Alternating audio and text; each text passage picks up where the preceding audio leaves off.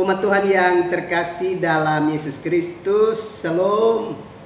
Jumpa pada hari ini Kamis 15 Desember 2022 dari Pastori 4 Jemaat Koinonia.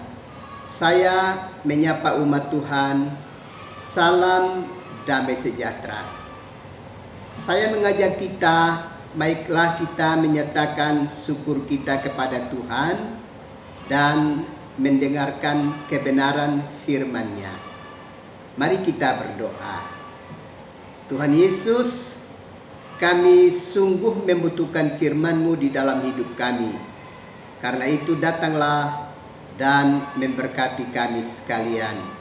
Dalam nama Yesus Kristus, firman yang hidup itu kami berdoa. Amin. Umat Tuhan yang terkasih, baiklah kita membaca kebenaran firman Allah dalam kitab Yesaya pasalnya yang ke-7 ayat yang ke-10 sampai dengan ayatnya yang ke-17. Dan saya akan membacakannya bagi kita sekalian. Pemberitaan mengenai Immanuel. Tuhan melanjutkan firman-Nya kepada Ahaz, katanya, mintalah suatu pertanda dari Tuhan Allahmu. Biarlah itu sesuatu dari dunia orang mati yang paling bawah atau sesuatu dari tempat tertinggi yang di atas. Tetapi Ahaz menjawab, aku tidak mau meminta, aku tidak mau mencobai Tuhan. Lalu berkatalah Nabi Yesaya, baiklah, dengarkan hai keluarga Daud, belum cukupkah kamu melelahkan orang sehingga kamu melelahkan Allahku juga? Sebab itu Tuhan sendirilah yang akan memberikan kepadamu suatu pertanda. Sesungguhnya seorang perempuan muda mengandung dan akan melahirkan seorang anak laki-laki, dan ia akan menamakan dia Immanuel. Ia akan makan daging dan madu sampai ia tahu menolak yang jahat dan memilih yang baik. Sebab sebelum anak itu tahu menolak yang jahat dan memilih yang baik, maka negeri yang kedua rajanya engkau takuti akan ditinggalkan kosong. Tuhan akan mendatangkan atasmu dan atas rakyatmu dan atas kaum keluargamu hari-hari seperti yang belum pernah datang sejak Efraim menjauhkan diri dari Yehuda, yakni Raja Asyur. Umat Tuhan yang terkasih di dalam Yesus Kristus. Demikian kebenaran firman Allah yang memberkati kita.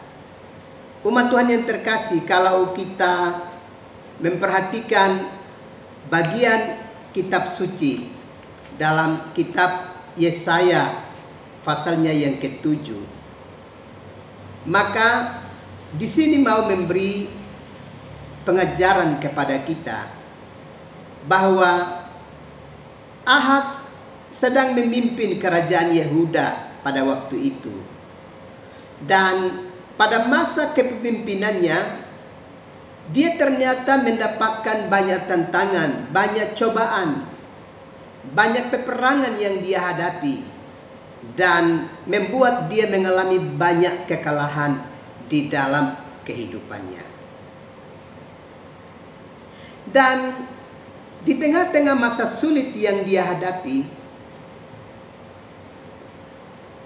Ahaz sesungguhnya sedang mendapatkan perhatian dari Tuhan.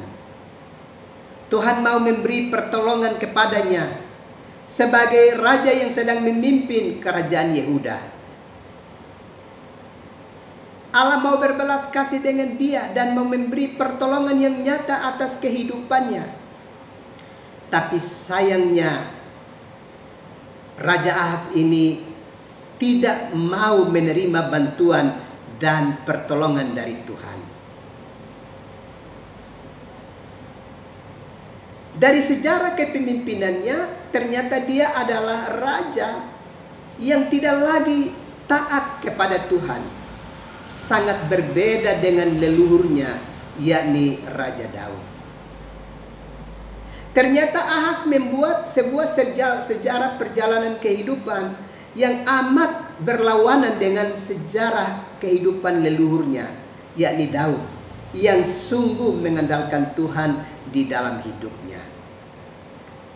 Ahaz malah lebih melirik kepada raja-raja duniawi yang ada di sekitarnya dan mencoba untuk meminta bantuan dan pertolongan kepada mereka di saat dia menghadapi tantangan dan cobaan yang berat dalam kehidupannya. Tapi ternyata apa yang dia harapkan untuk dia dapatkan dari bangsa-bangsa di sekitar, teristimewa kerajaan Asyur yang saat itu terkenal sebagai kerajaan yang sangat dahsyat dan kuat, ternyata bukannya Ahaz dan rakyatnya mendapatkan pertolongan. Justru mereka mengalami banyak tekanan dan juga banyak hal di dalam negeri mereka diambil, dan Ahaz dan rakyatnya justru mengalami penderitaan yang hebat di dalam hidup mereka. Ini sebagai akibat dari tindakan Ahaz yang mencoba untuk membelakangi Tuhan di dalam hidupnya. Maka dia tidak lagi punya teman dan sahabat yang siap untuk menolong dia ketika ada masa sukar dan sulit di dalam hidupnya. Dia justru dijauhi. Bahkan bangsa-bangsa di sekitarnya justru menjadi seteru yang membahayakan kehidupannya. Dia mestinya bersandar kepada Tuhan, karena Tuhan satu-satunya pribadi yang tidak pernah beranjak dari hidupnya, yang mengingat akan leluhurnya, perhatiannya yang begitu luar biasa kepada generasi lanjutan. Tapi sayangnya Ahaz tidak lagi berpihak kepada Tuhan. Itulah sebabnya dia sedang mengalami kekalahan di saat menghadapi perang dari orang-orang Aram. Bahkan juga dia sedang mendapatkan ancaman dari Edom dan Filistin. Bertubi-tubi tantangan dan cobaan itu menghimpit hidupnya dan rakyat serta kerajaan yang dia pimpin pada waktu itu. Dalam kondisi yang demikian, memang Ahaz mencoba untuk mencari jalan untuk meminta bantuan dan pertolongan, dan dia mencoba melirik kerajaan Asyur untuk membantu dia. Tetapi justru dia tidak mendapatkan pertolongan. Memang di masa pemerintahan daripada Ahaz, dia justru mengalami banyak cobaan dan tantangan, sehingga kemudian dia mencoba untuk membangun mezbah pengorbanan serta mau menyembah kepada ilah Kanaan pada waktu itu, dengan harapan bahwa dia bisa dapat pertolongan dari ilah Kanaan. Tapi nyatanya seluruh usaha yang didasarkan pada kekuatan dirinya dan bangsa-bangsa di sekitar tidak pernah memberi pertolongan bagi kehidupannya. Yang memprihatinkan adalah ketika Allah datang melalui Nabi Yesaya, supaya di tengah-tengah masa sulit itu dia harus berkomunikasi dengan Tuhan, meminta tanda dari Tuhan. Tapi apa yang dikatakan oleh Raja Ahaz?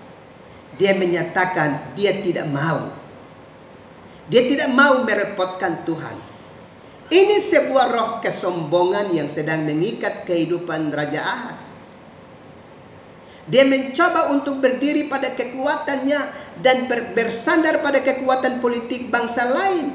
Tapi itu semuanya hanyalah usaha sia-sia. Sayang sekali, leluhurnya Daud adalah orang yang sungguh mengandalkan Tuhan, yang memandang Tuhan sebagai gembala dan gunung batu yang kokoh bagi hidupnya. Tapi ini ternyata tidak pernah menjadi pelajaran berharga bagi keturunan dan generasi baru dari leluhur Daud. Bapak, Ibu, saudara-saudara yang terkasih di dalam Yesus Kristus, kita tentu berharap bahwa kita belajar dari keadaan yang tengah dihadapi oleh Raja Ahaz ini, untuk menjadi pelajaran berharga bagi kita. Jangan pernah kita mencoba untuk melirik kekuatan dunia yang ada di sekitar kita, apalagi bersandar kepadanya dan menjadikannya menjadi sandaran bagi hidup kita, lalu melupakan Tuhan yang adalah Immanuel itu jauh dari hadirat kita. Kalau kita belajar di dalam Roma pasal 8 ayat yang ke-31, di sana dengan jelas mengingatkan kepada kita, jika Allah di pihak kita, siapakah yang akan dapat melawan kita? Atau coba kita ingat juga di dalam Injil Matius pasal 6 ayat yang ke-33. Di sana firman Allah menegaskan, carilah dahulu kerajaan Allah serta kebenarannya, maka semuanya akan ditambahkan kepadamu. Ternyata ini tidak menjadi bagian dari kehidupan dari Ahaz. Dan jangan sampai ini juga menjadi bagian dari kehidupan kita umat percaya masa kini, yang dalam keadaan tertentu mencoba untuk membelakangi Tuhan. Tidak lagi bersandar kepada Tuhan, tapi mencoba untuk bersandar kepada dunia dan kekuatannya. Berhati-hati saudara. Ingat, jangan sampai kita menjadi musuh dari Allah. Kalau kita belajar di dalam surat Yakobus pasalnya yang keempat, ayat yang keempat, di sana dengan tegas mengingatkan kepada kita bahwa siapa yang bersahabat kepada dunia, maka dia akan menjadi seteru dari Allah. Ini harus mewaspadai kehidupan kita. Ya. Karena itu Bapak Mama, saudara-saudara yang terkasih dalam Yesus Kristus, ingat bahwa persahabatan dengan dunia atau menjadikan dunia sebagai sandaran bagi hidup kita, justru itu sebagai saat di mana kita sedang mengkhianati Tuhan. Dan jika itu yang kita lakukan, Allah justru akan menjadi seteru bagi kita. Sebab siapa yang menjadi sahabat bagi dunia, yang mengandalkan dunia, yang mengharapkan kekuatan dunia, berarti dia sedang mengkhianati Allah. Dan pada saat yang sama dia sedang bersahabat dengan dunia. Dengan demikian dia menjadi musuh bagi Allah. Ini harus kita waspadai di dalam kehidupan kita. Bahkan kalau kita belajar di dalam kitab Imamat pasalnya yang ke-26 ayatnya yang ke-17, di sana juga dengan tegas mengingatkan kepada kita bahwa Allah bisa menentang kehidupan kita, menentang kita umatnya, kalau kita tidak percaya dan mengandalkannya di dalam hidup kita. Atau kalau kita belajar di dalam kitab Yehezkiel pasal 5 ayat yang ke-8, di sana juga dengan jelas dikatakan bahwa Allah akan menjadi lawan kita kalau ternyata kita tidak menjadikannya menjadi sandaran bagi hidup kita. Kalau demikian Bapak Ibu saudara-saudara yang terkasih dalam Yesus Kristus, kalau kita perhatikan di dalam kitab Yesaya pasalnya yang ke-7 tadi, ayat yang ke-10 sampai dengan ayatnya yang ke-17, Nabi Yesaya kemudian memperingatkan kepada Raja Ahaz bahwa Allah sendiri akan menyatakan tandanya kepada bangsanya, kepada umatnya.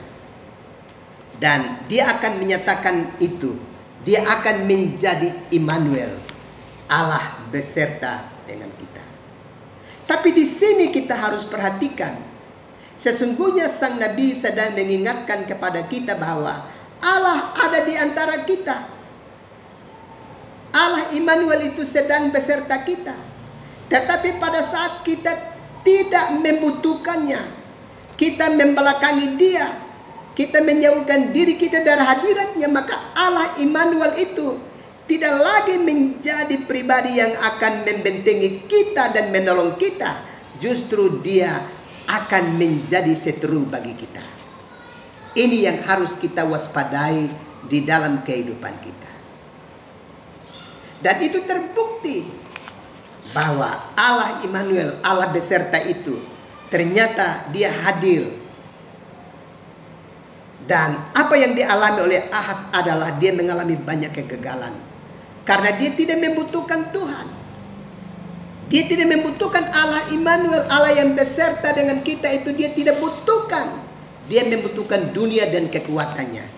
Tapi pada akhirnya dia mengalami kehidupan yang fatal di dalam hidupnya. Kepada Bapak, Ibu, Saudara, dan saya, mari kita berwaspada.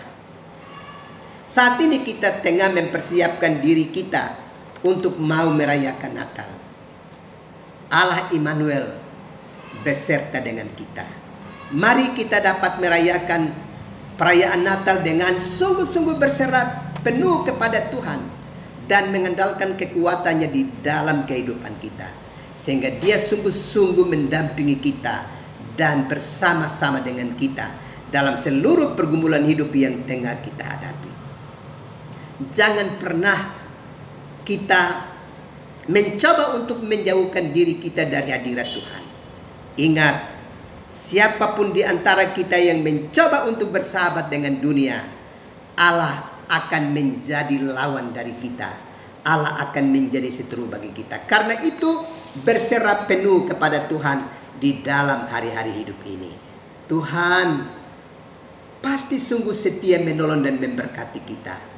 Dan Tuhan sungguh merindukan untuk kita sungguh-sungguh berserah penuh ke dalam tangannya. Amin. Mari kita berdoa. Tuhan Yesus, terima kasih untuk kebenaran firman-Mu yang terus memberkati kami. Kami akan beristirahat saat ini. Datanglah dan memberkati kami sekalian umat-Mu, supaya kami terus mendapatkan lawatan dan perlindungan daripada-Mu Bapa. Dalam nama Yesus Kristus kami berdoa. Amin. Umat Tuhan yang terkasih, selamat malam, selamat beristirahat. Tuhan pasti terus melindungi dan memberkati umat Tuhan sekalian. Shalom.